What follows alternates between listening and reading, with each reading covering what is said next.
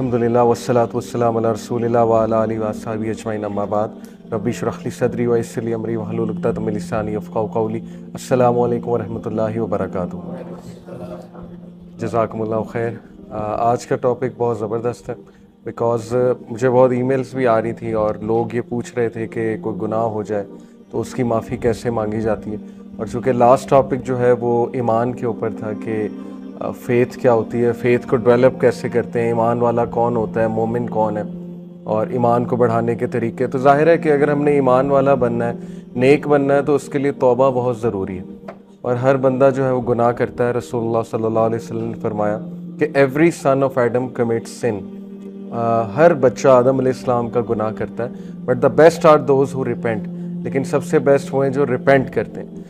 लेकिन रिपेंटेंस का एक तरीका है, रिपेंटेंस की कुछ कंडीशंस होती हैं और तौबा करने के बाद एक लाइफस्टाइल के मुताबिक चलना होता है। तो बहुत से लोग तौबा करते हैं, डेली भी करते हैं, रिपेंटेंस भी करते हैं, लेकिन उसके बावजूद वो गुनाह नहीं छोड़ पाते, उसके बावजूद वो सही रास्ते पे नहीं आ पा रहे होते। तो व्हाट इज़ दैट मेथड? वो मेथड क्या है? कुछ ऐसी हदीस आपको सुनाऊंगा जो बहुत यूनिक है। हदीस एक बहुत बड़ा ख़जाना है। अगर हम हदीस को कभी सर्च करने बैठें, डीप करें, तो हमें ऐसी ऐसी बातें पता लगती हैं कि बंदा रिग्रेट करता है कि ये मुझे बचपन से क्यों नहीं पढ़ाई गई। तो इंशाल्लाह आज वो हदीस भी सामने रखूँगा और फिर कुछ स्टोरीज़ ऑफ रिपेंटेंस सुनाऊँगा आपको, बहुत मोटिवेशनल, कि तारीख़ में कुछ ऐसे लोग गुजरे जिन्होंने ऐसी रिपेंटेंस की कि उसके बाद वो गुनाह की तरफ नहीं पलटे। All of this will motivate इंशाल्लाह। तो सबसे पहले इम्पॉर्टेंस ऑफ रिपेंटेंस और रिपेंटेंस क्यों करनी चाहिए, इस पे कुरान मजीद की कुछ आयत आपके सामने रखूँगा।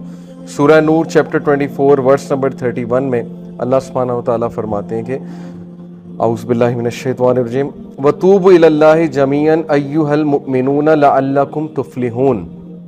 और तुम सारे के सारे ए ईमान वालों, तुम सारे के सारे अल्लाह ताला की तरफ टर्न करो इन रिपेंटेंस। अल्लाह ताला से तौबा करो, अल्लाह ताला से मग़फ़िरत तलब करो।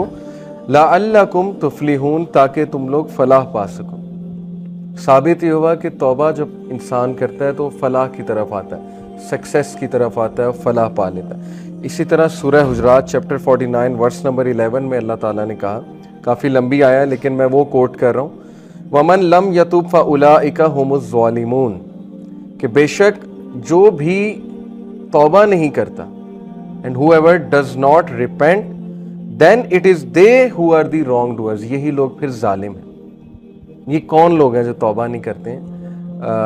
जैसे अब्दुल्लाह बिन मसूद ने कहा, सहाबी ने, कि जो मोमिन होता है वो छोटे से गुनाह को ऐसे देखता है जैसे एक पहाड़ है, और जो मुनाफिक है वो बड़े गुनाह को भी ऐसे देखता है जैसे एक मक्खी थी जो नाक पर आकर बैठ गई थी और उन्होंने यूं झटक करके उड़ा दी मक्खी, यानी उनके लिए मैटर नहीं करता है। और फिर जाहिर है कि जो जिसके लिए गुनाह मैटर ही नहीं करता है वो फिर तौबा भी नहीं करता है, वो फिर ये समझता ही नहीं कि मुझे इस पर तौबा करनी चाहिए।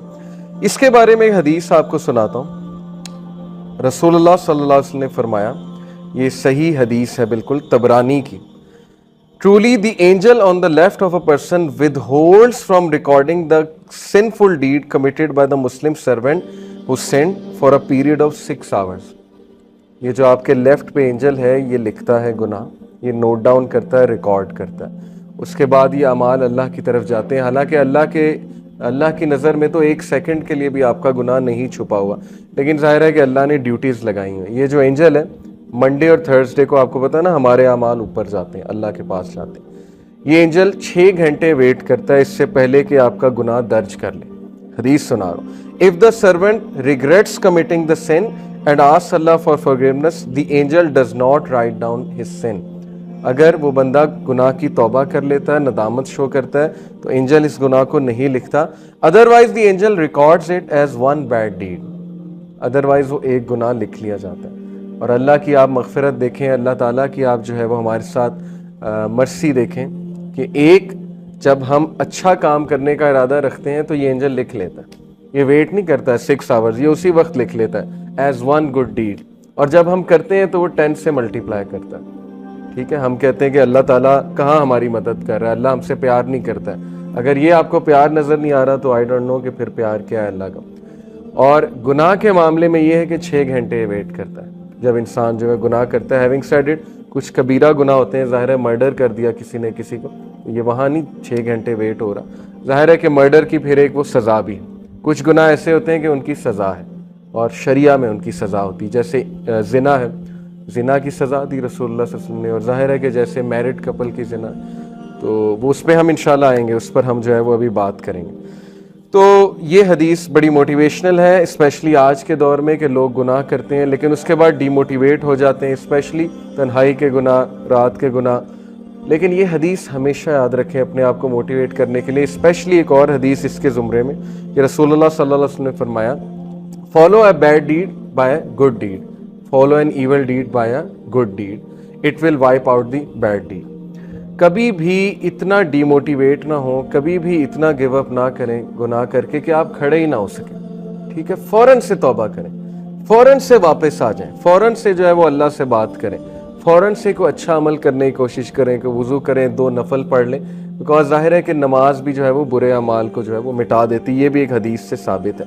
एक सहाबी रसूलुल्लाह सल्लल्लाहु अलैहि वसल्लम के पास आए और ही सेड के आई किस्ड अ वुमन, शहवत में ये बहुत बड़ी बात है उस माशरे में, स्पेशली उस माशरे में। तो रसूलुल्लाह सल्लल्लाहु अलैहि वसल्लम ने खामोशी इख्तियार की और रसूलुल्लाह सल्लल्लाहु अलैहि वसल्लम ने सिंपली उन्हें कहा कि आप ज़ोहर की नमाज़ पढ़ें हमारे साथ। उसके बाद वो आयत नाजिल हुई कि verily good deeds expel the evil deeds, Quran की आयत है। तो रसूलुल्लाह सल्लल्लाहु अलैहि वसल्लम ने बुलाया उसे कि ये आयत आपके इस एक्ट पर नाजिल हुई है। तो वो बहुत खुश हुआ वो शख्स, यानी कि इससे साबित हुआ कि नमाज खसूसन मर्दों के लिए जो बाजमात नमाज है वो ईवल डीड्स को मिटा देती है, एक्सपेल कर देती है, राइट। तो ये जो आयत मैं पढ़ रहा था सूरह हुजरात की, उसके मैंने पर्सपेक्टिव में आपको ये अहदीस सुनाई क्या कि हूएवर डज नॉट रिपेंट, अगर इस सब के बाद भी एक बंदा तौबा नहीं करता तो फिर हुमुज़ ज़ालिमून, वो फिर वाकई जालिम, कि जबकि अल्लाह ने इतने मौके रखे हुए हैं कि तुम्हारा एक गुनाह जो है वो हो रहा है, बल्कि उससे पहले भी वेट हो रहा है 6 घंटे कि ये कर ले। इसीलिए रात को सोने से पहले तौबा करके सोया करें। ये कितनी डेंजरस चीज़ है कि आप रात को गुनाह करके सो जाएं और उसके बाद आपकी मौत हो जाए और आपको जो है वो जाग ही ना आए। यानी ज़ाहिर है 6-7 घंटे तो बंदा सोता है, यानी इसकी तौबा ही नहीं हुई, जो गुनाह वो करके सोया फिर उसी में इंसान की मौत आ गई। तो ये बहुत डेंजरस बात है, इसलिए जब भी गुनाह हुआ तो उसको फ़ौरन से माफ़ी मांगे। फिर कुरान की चैप्टर 66 सूरह तहरीम, इसमें अल्लाह ताला अगेन ईमान वालों से मुखातिब है हमसे, या अय्युहल्लज़ीना आमनू तूबू इलल्लाहि तौबतन नसूहा, ऐ लोगों जो ईमान लाए हो, repent to Allah with sincere repentance. ऐ लोगों जो ईमान लाए, अल्लाह की तरफ रुजू करो with sincere repentance. What is meant by sincere repentance, ये अगला टॉपिक है। इस पे हज़रत अली का और हज़रत उमर का, गालिबन हज़रत उमर का मैं आपको कॉल भी सुनाऊंगा कि सिंसियर रिपेंटेंस से क्या मुराद है। और अल्लाह ताला बार बार ये हमारी तवज्जो इस तरफ दिलाते हैं कि सिंसियर रिपेंटेंस करो अगर रिपेंटेंस करनी ही है। फिर सूरह नूह में बहुत ज़बरदस्त जो है वो बात आई है। सूरह नूह में हज़रत नूह अलैहिस्सलाम अपनी कौम को कह रहे हैं कि तुम अल्लाह की तरफ पलटो और अल्लाह ताला से तौबा करो। और उसके फिर हज़रत नूह ने फ़ायदे गिनाते हैं, यग़फ़िर लकुम मिन ज़ुनूबिकुम व युअख़्ख़िरुकुम इला अजलिम मुसम्मा इन्ना अजलल्लाहि इज़ा जाअ ला युअख़्ख़रु लौ कुंतुम तालमून।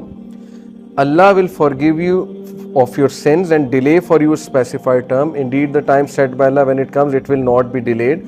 पहला फ़ायदा कि अल्लाह ताला तुम्हारे गुनाह माफ़ कर देगा। और उसके बाद जो है वो उन्होंने जो ज़ाहिर है उन्हें बेनिफिट्स गिनाए, वो ये कि तुम्हारी औलाद उसमें बरकत आएगी, तुम्हारे माल उसमें बरकत आएगी, तुम्हारी इकॉनमी बेहतर होगी, अल्लाह ताला जो है वो तुम पर बारिश बरसाएगा।